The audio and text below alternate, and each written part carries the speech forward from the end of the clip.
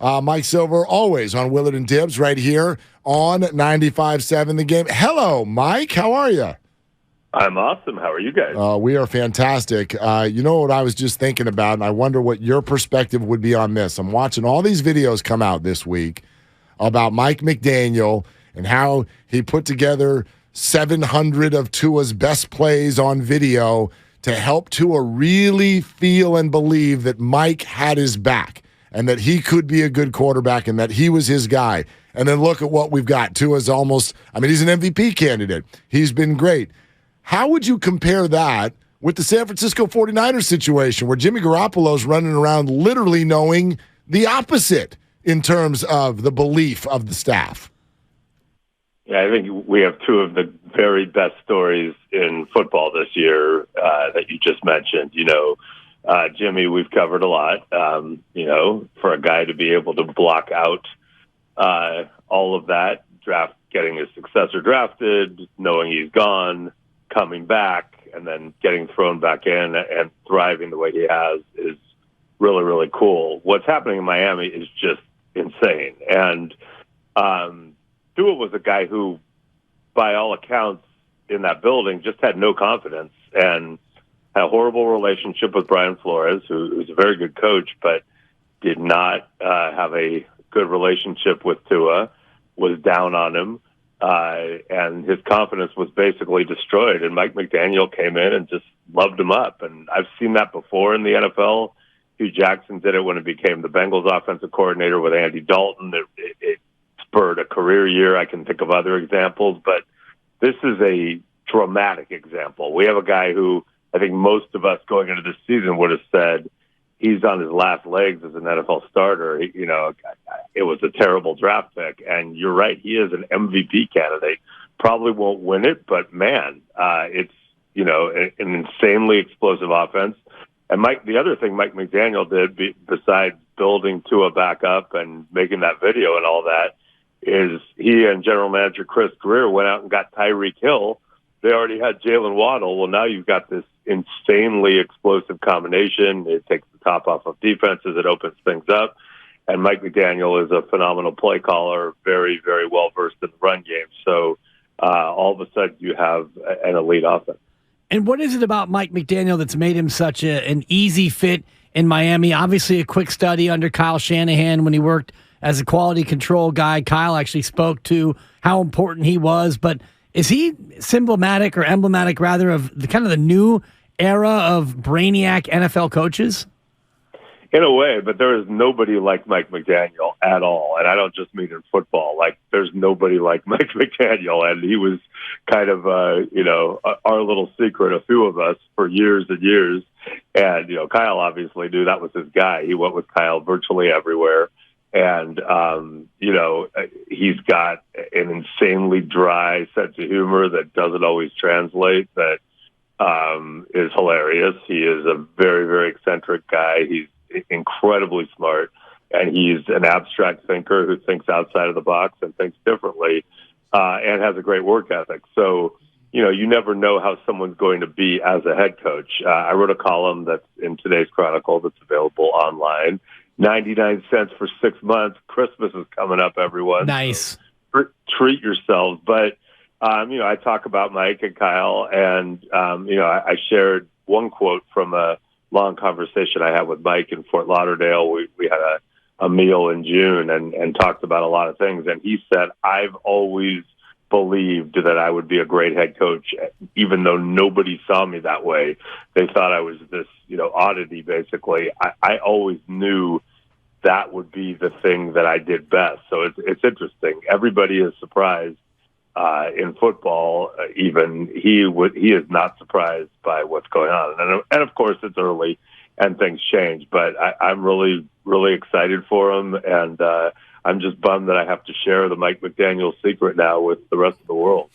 Mike Silver with us. Willard and Dibs, 95.7 The Game. Okay, nuts and bolts in the 49er backfield. It was interesting yesterday to hear Kyle Shanahan say that he's, quote, hoping that Christian McCaffrey will play this week. What are your thoughts on that, and where does Jordan Mason fit into all of this?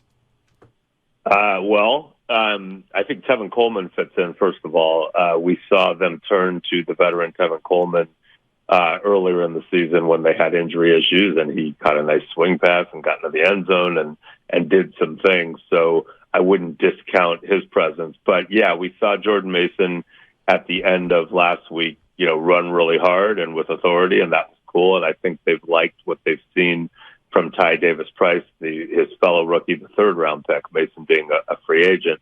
They've been playing Mason or activating Mason over Davis-Price with everyone healthy on Sundays because they like him on special teams better. But I'm not sure that it is settled that if they're both active, that Mason would be ahead of Davis-Price. So, those guys both factor in. But I also think Tevin Coleman is part of this equation. They feel comfortable with someone who has been in the system, knows the scheme, knows who to block. And obviously it's a very intricate system, even without Mike McDaniel, because as I say in my column, Kyle Shanahan is, as good as it gets when it comes to schematic stuff. Would you expect Deebo Samuel to get back and get more carries as well, determined based on the fact that maybe Christian McCaffrey is out? And if not, how do they get Deebo more involved in the offense, Mike? Yeah, I don't know. I mean, I think, if they need to if they feel like the only way they can get a ground game going, which is how they felt at this time last year, is to get Deebo, heavily into that role, I think they will. But in a perfect world, I don't think you want to do that all the time. I mean, I think you want to save him for bigger moments and try to use him on, receptions and run after the catch and all that. But, he's been banged up a little bit playing through it. I don't know how they get him more involved, but I do think it's a testament to the fact that they are more well-rounded and that Jimmy is getting rid of the ball quickly and that, Jennings has really emerged as a nice option. Ayuk has seemingly taken the step when they go to him.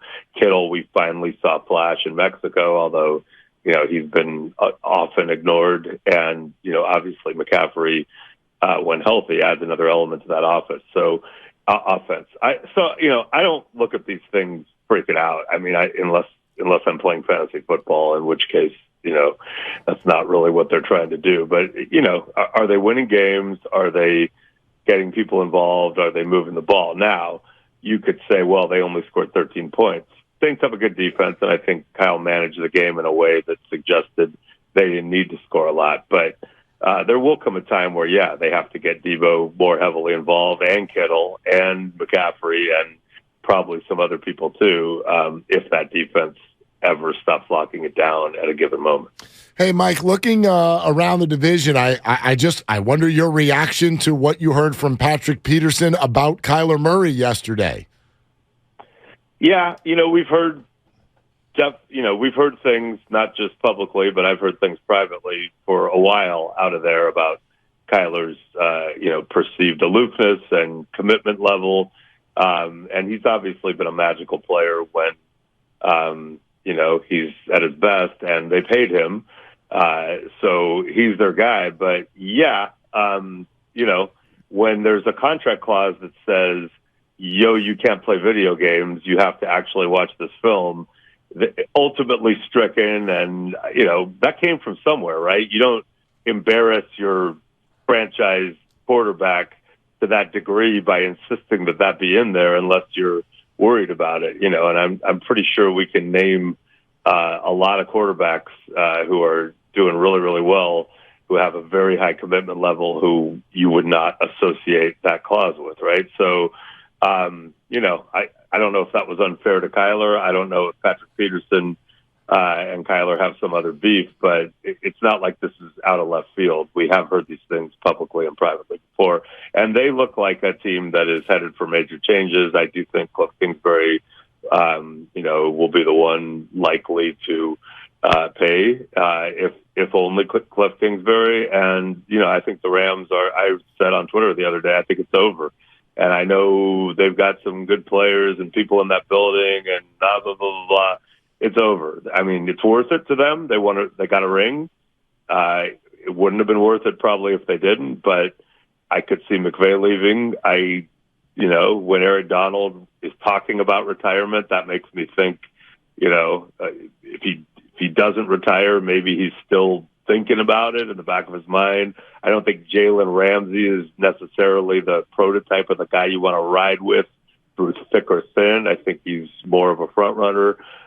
Stafford is obviously experiencing some things, and I don't know. They're top heavy. They have cap issues, and they don't have a lot of high draft capital based on some of the trades. Again, it's worth it to them, but I do think it's over. And looking at the entire division then, where the Niners are, with the quarterback being the big question about the future, do you see this division as being theirs for the taking for the next 5 years? I mean, it never really plays out the way we think it's going to anymore for 5 years. You know, teams go together and, you know, things happen. But, you know, I actually wouldn't characterize it that way. I mean, look at the Seahawks with all that young talent. I think the 49ers window is right now. And if they're still good in 5 years, awesome. But they got a lot of guys who they got a lot of elite players who I don't see being in their prime 5 years from now. Who are doing big things on this team. I mean, they traded for McCaffrey. They brought Jimmy back. They're clearly all in for right now. So my advice to 49er fans is don't trip on the 5 years. Trip on the 5 weeks and what's ahead. Mike, not to put you on the spot, but on Tuesday, I asked you, you know, we all talk about would the 49ers be open to a Garoppolo return? Would Jimmy be open to it? And you said, give me some more time. And I don't know I don't know if you meant today or next week. Today. So give me till next week. Got it. Okay. Yeah. That's what I wanted to know. Yeah. I should have some insight into that, but the next time we talk. Sweet. Okay. Hey, Mike, great stuff as always. Thank you so much.